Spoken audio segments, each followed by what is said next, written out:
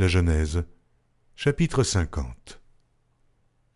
Joseph se jeta sur le visage de son père, pleura sur lui et le baisa.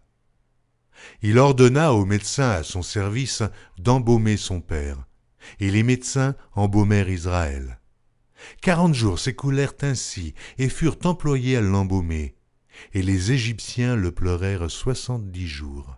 Quand les jours du deuil furent passés, Joseph s'adressa aux gens de la maison de Pharaon et leur dit : « Si j'ai trouvé grâce à vos yeux, rapportez, je vous prie, à Pharaon ce que je vous dis. Mon père m'a fait jurer en disant : Voici, je vais mourir. Tu m'enterreras dans le sépulcre que je me suis acheté au pays de Canaan.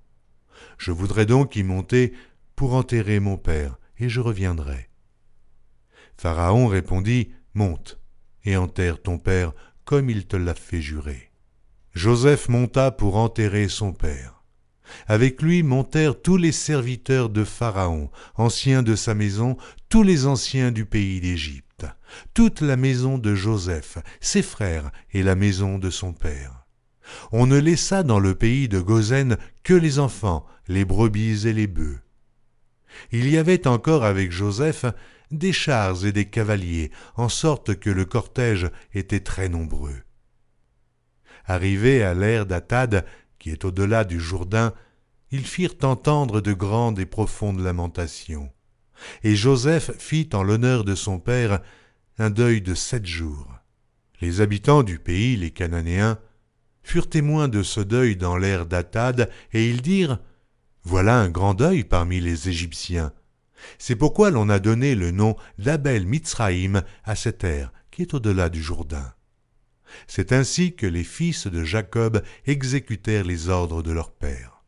Ils le transportèrent au pays de Canaan et l'enterrèrent dans la caverne du champ de Macpéla, qu'Abraham avait acheté d'Éphron le Héthien comme propriété sépulcrale qui est vis-à-vis de Mamré. Joseph, après avoir enterré son père, retourna en Égypte avec ses frères et tous ceux qui étaient montés avec lui pour enterrer son père. Quand les frères de Joseph virent que leur père était mort, ils dirent : « Si Joseph nous prenait en haine et nous rendait tout le mal que nous lui avons fait. » Et ils firent dire à Joseph : « Ton père a donné cet ordre avant de mourir.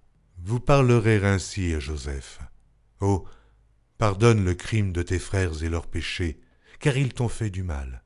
Pardonne maintenant le péché des serviteurs du Dieu de ton père. » Joseph pleura en entendant ces paroles.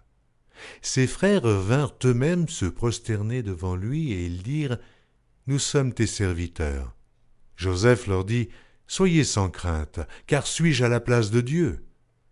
Vous aviez médité de me faire du mal. Dieu l'a changé en bien, pour accomplir ce qui arrive aujourd'hui, pour sauver la vie à un peuple nombreux. Soyez donc sans crainte, je vous entretiendrai, vous et vos enfants. » Et il les consola en parlant à leur cœur. Joseph demeura en Égypte, lui et la maison de son père. Il vécut 110 ans.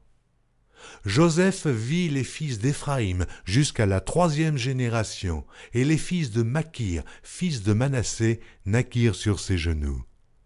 Joseph dit à ses frères : « Je vais mourir, mais Dieu vous visitera, et il vous fera remonter de ce pays-ci dans le pays qu'il a juré de donner à Abraham, à Isaac et à Jacob. » Joseph fit jurer les fils d'Israël en disant : « Dieu vous visitera, et vous ferez remonter mes eaux loin d'ici. » Joseph mourut âgé de 110 ans.